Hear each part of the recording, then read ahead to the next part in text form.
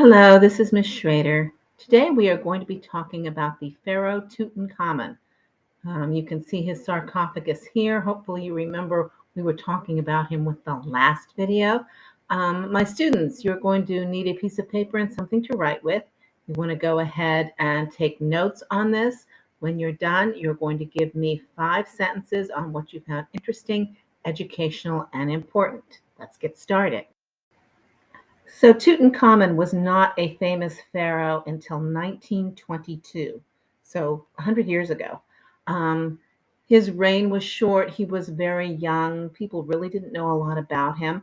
But in 1922, they discovered his tomb, the place where he was buried. And the men who discovered it are shown in the picture here. The guy on the left, his name is Howard Carter. He was called an Egyptologist.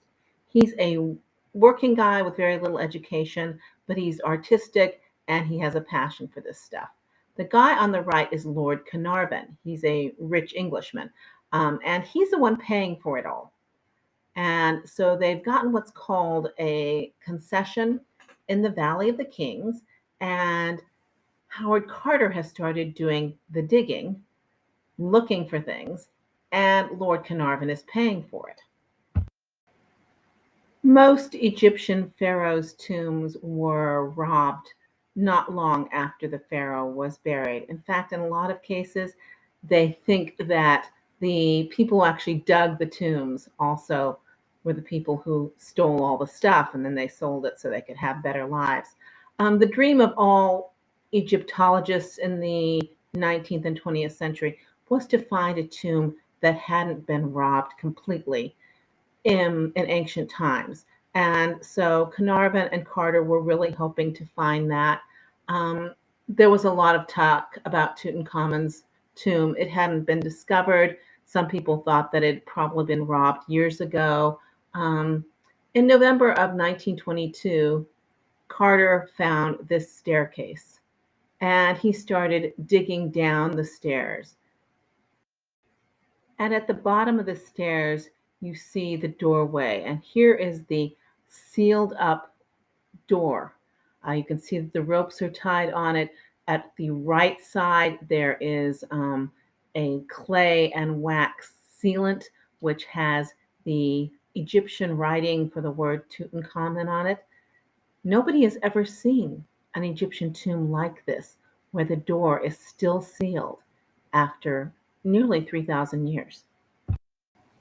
Now, there were all kinds of rules about opening up a tomb. Carter couldn't do it without Carnarvon being there because Carnarvon was the one who was paying for the dig. They also couldn't do it without some Egyptian officials, archaeological Egyptian officials being there, and some regular Egyptian officials. So they had to wait until they got all those people there to open it. And there's a great story, and I think they're reenacting it here, that Carter drills a little hole, looks inside, and Carnarvon is standing behind him, all excited and saying, "Can you see anything?" And inside, Carter can see the glint of gold. And he says, "Yes, wonderful things." And here we have a diagram of King Tut's tomb. At the bottom, you can see the staircase. You go into the entrance area, down a passage into the antechamber, where it's connected to the annex, then the golden shrine where his actual sarcophagus and his actual body were, and the treasure chamber. And the entire place is filled with stuff. And to give you some idea, it took Howard Carter 10 years to bring everything out, make sure it's stabilized. I mean, keep in mind these things are over 3,000 years old. Um, make sure things don't fall apart in your hands. Stabilize them. They take pictures of them in situ. That means they take pictures of them as they are in the rooms. Then they take pictures of them on a stable background. They have to label them. They have to do a variety of different things. Now, this is one of the first pictures they take of the antechamber or the passageway, filled with stuff that belongs to Tutankhamun. When I first saw this picture, I was very, very confused. I really didn't understand what it was. because it does look like a big muddled mess of stuff. And the white things kind of there in the center, I thought it was loaves of bread, but it's actually stuff they think he's going to need in the afterlife. And if you take a look at the animal that's above what looks like loaves of bread, that's made of gold, and so is the animal behind it. So, I mean, we're talking a lot of expensive things here. Now, these are some canoptic jars that were found in Tutankhamun's grave. When you mummify a body, you're basically drying the body out so that it won't decompose because it's the liquid in the body that causes the body to decompose. But in order to make sure that it's dried out and there aren't liquidy things in it, you have to take out all of the interior organs, the liver, the kidneys, the stomach, all of this stuff has liquid in it, and it's what has to be removed. But you want to make sure that it's saved so that the person can have it in the afterlife because they're going to need all this stuff. So you put these organs in special preserving liquids and you seal them into canopic jars. And then when Tut needs them, they're going to be there.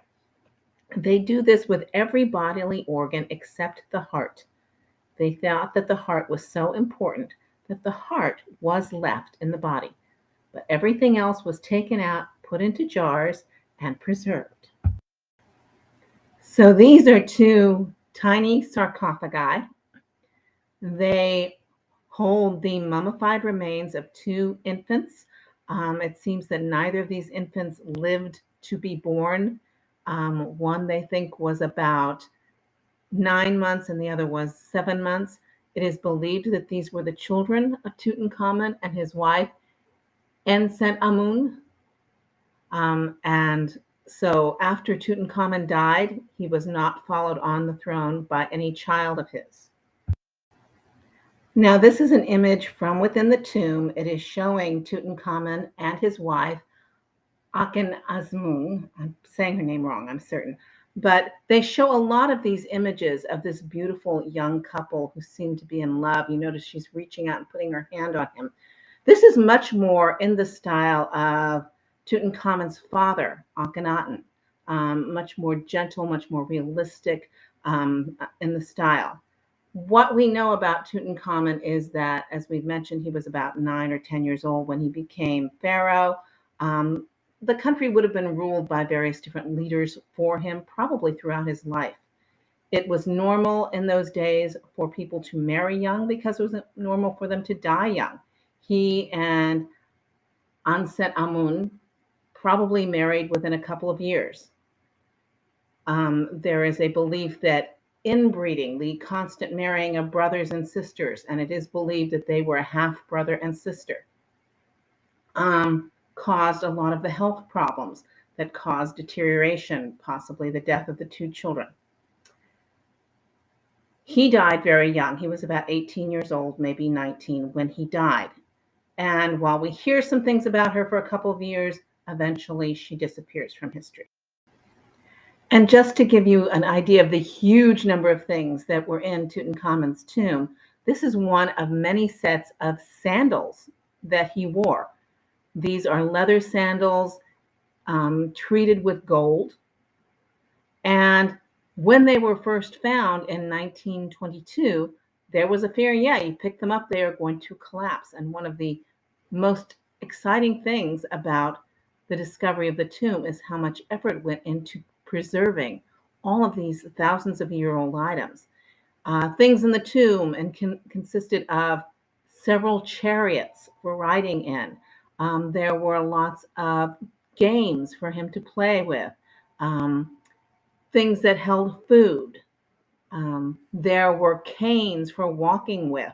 There were weapons for hunting. So in the burial chamber, they had a series of sarcophagi inside sarcophagi. So it starts off with this huge granite sarcophagus. And when they open that one up, there's something smaller and smaller. Eventually, you get down to this one. This one is a piece of solid gold carved in it. It's got turquoise in the handle, things like that. You can see how huge it is. And here you can see Howard Carter. He has opened up that particular sarcophagus and has gone on to the sarcophagus inside of it. This is the famous solid gold death mask that was on Tutankhamun's mummified body once they get into that point. And this is the unwrapped mummy of the pharaoh Tutankhamun. And this is his face, his head.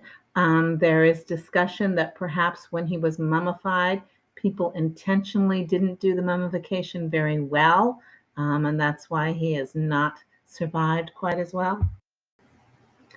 Today, King Tut is one of the only Egyptian pharaohs still in his tomb, and tourists can go and see him there. Over the 100 years since his discovery, they have done huge numbers of tests on his body to try and find out his ancestry, to try and find out the cause of his very young death. And lately, they've been doing some testing on him and they've found some new information. In the past, it has been assumed that Tut looked something like the pictures that we see in his tomb, that he was a fairly strong, healthy young man. He may have died in some sort of an accident. But modern scientists have actually, based on his DNA and things, come to the decision that he looked probably more like this, that he had a club foot, that he had problems with his knees and his hips, that it was painful for him to walk, that he had problems with his teeth. And all of this, they believe, is because of generations and generations of intermarriage in the family. And so the new theory is that perhaps he died because his health was so bad because of the intermarriage. Ever since the discovery of King Tutankhamun's tomb, people write books about him. They do plays about him. He's been on SNL, just all kinds of things. There have been showings of some of his tomb pieces in large cities around the world. Today, there's an immersion piece. I mean, he is huge in popular culture. Here we have the entrance to King Tut's tomb. It's in the Valley of the Kings. It is a tourist site. It's such a popular tourist site that they're actually worrying about the tomb itself being destroyed by so many people going in.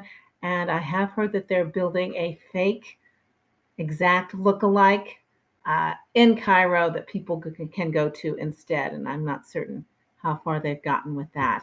All right, my students, you are giving me 5 sentences about what you have learned, about what you find interesting, educational, and important about King Tut's tomb.